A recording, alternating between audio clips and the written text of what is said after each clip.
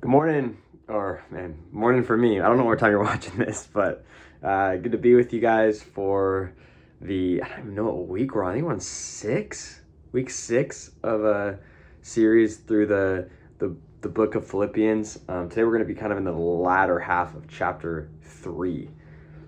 Before we get started, I just want to remind you guys, men's retreat signups, they're going well, but we want more. So if you want to sign up, don't forget, we go February 22nd. That's in a little bit more than 2 weeks. Tell your wife, hey, Valentine's Day gift to me is a trip away with the boys. It's gonna be good. Got bowling, got Renee Schlepfer, we got good worship music. If it's good weather, maybe a round of golf, depending on what you do. It's gonna be a good time. Just great to get together with you guys, just grow together. Because honestly, I was thinking for me, community has been everything. It's changed my life. It's just made me the man that I am. And yeah, I literally could not do my life without the close guys that I have around me, of all ages, whether older than me, younger than me, whatever. They're my support system. They kind of know the darker side of me, which exists, obviously. And it's good. It's good to have accountability. It's good to have someone to process with and all that stuff. So, yeah, show up, sign up. Let's go. It's going to be good. I think I had one more thought for you guys before we get into this. I can't remember. Must not have been that important. But let's just get started. We're in Philippians 3. I'm just going to read verses 17 to 21. And then we'll get started. So starting at verse 17, Paul writes this: "Join together in following my example, brothers and sisters. And just as you have us as a model, keep your eyes on those who live as we do. For as I have often told you before, and now I'm going to tell you again, even with tears, many live as enemies of the cross of Christ. Their destiny is destruction. Their God is their stomach, and their glory is in their shame. Their mind is set on earthly things, but our citizenship is in heaven. We eagerly await a Savior from there, the Lord Jesus Christ, who by the power that enables him to bring everything under his control will transform our lowly bodies so that they will be like his glorious body." A lot to unpack there, but let me just open with something that, a piece of history that I really love. So the early church had this crazy explosive growth. So just for reference, around 40 AD, there were around 1,000 followers. When I say followers of Jesus, I mean devout people who followed the way of Jesus, kind of walked the way, the practices, all that thing. There's around 1,000 of them.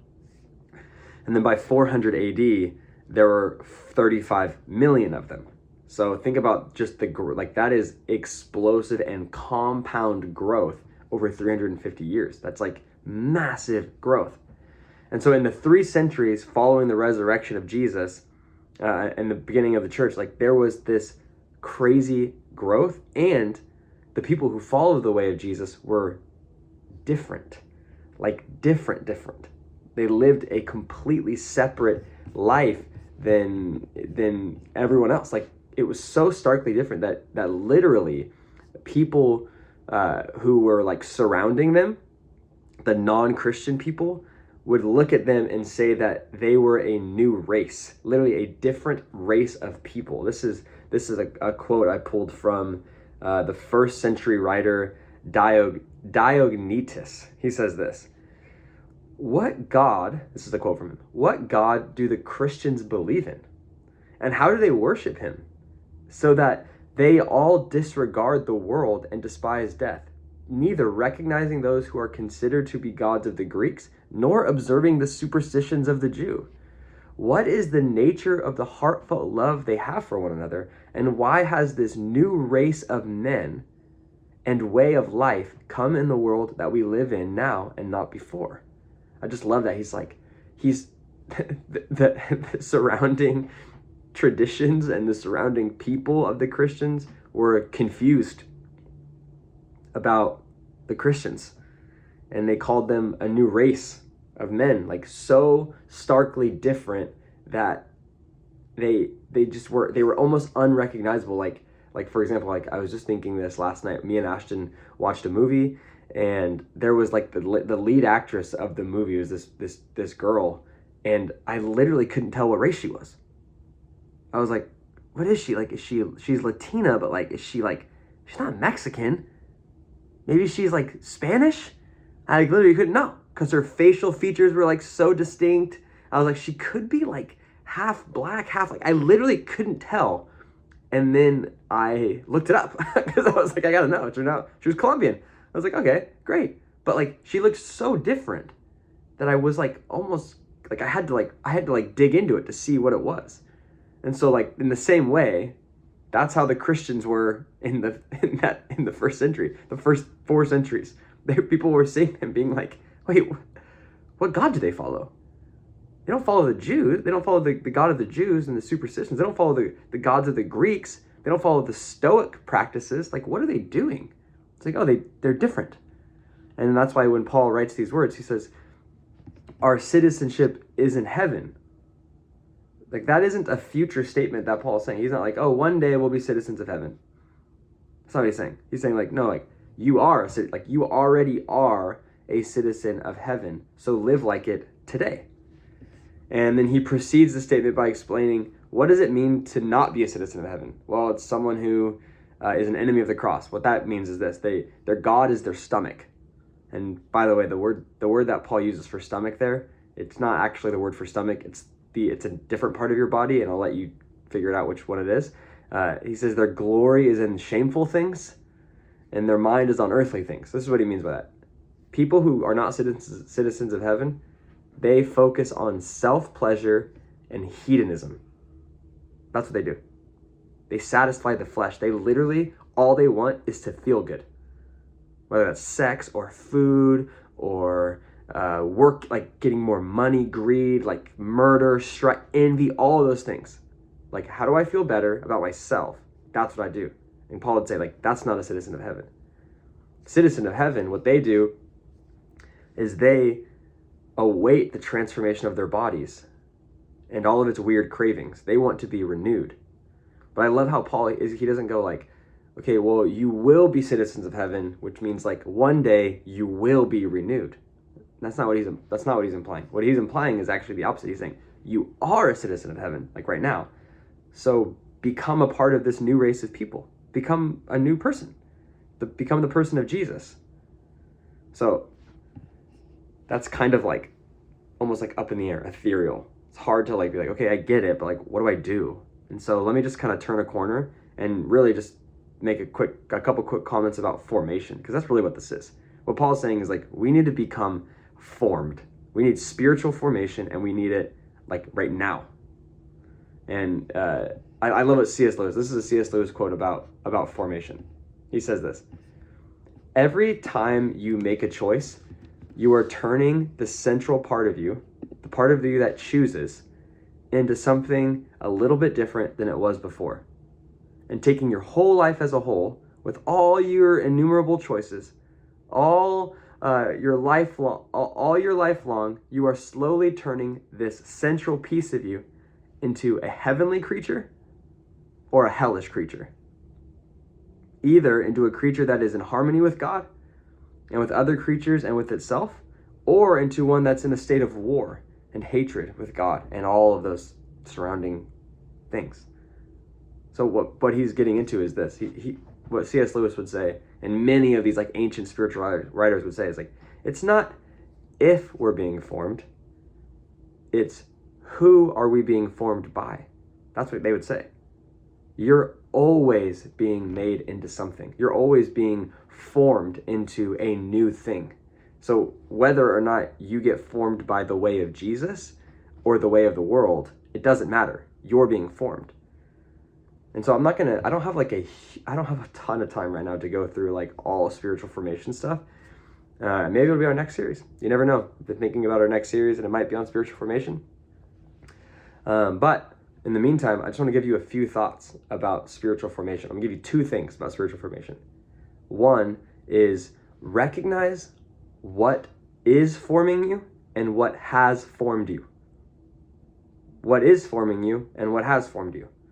So to know what's forming you, or what has formed you, is you got to look back. What are my past experiences? What is like a situation that happened with my dad when I was 10, or a situation with my mom, or trouble I got into when I was a kid, or decisions I made with my girlfriend, or like whatever it was. Like, you got to look at your past experiences and see how that forms you. Like, a perfect example of this is like I was just talking to a buddy of mine who was sharing about how he has a friend who was like a total womanizer, like sleeping around with women, like just crazy, and kind of like just all over the place. And he was asking him a question. He was like, hey, what, like, tell me about your life, tell me about your situations. And he said this, like, tell me about a girl that you loved. And he went on to tell this story about how there was this woman who, like, when he was like in high school, who he loved so much and would do anything for her, and he was like getting emotional and like almost like giddy thinking about this girl. And then she cheated on him and dumped him. And he said to my friend, he goes, and that's when I decided that all women are fill in the blank, and I'm going to do whatever I want. So like, what formed him into being kind of a womanizer? What formed him into being kind of this like quick hookup person was that experience. That formed him into the person he is today. It's not just past experiences, but it's not just past experiences, also like the friends, the community that we have now. Like, who do you spend your days with? When you think about your life, like, who have you spent your life with? Obviously your family and your kids, your wife and stuff like that. But like, what about your friends, your close friends? What do they believe? What do they talk about?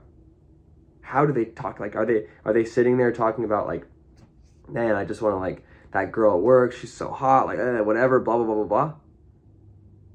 Like all this negative talk, like, are they doing that? Or like when someone brings up something like that, they're like, hey man, like, aren't you married?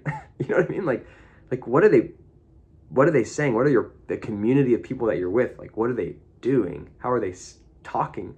How are they forming you?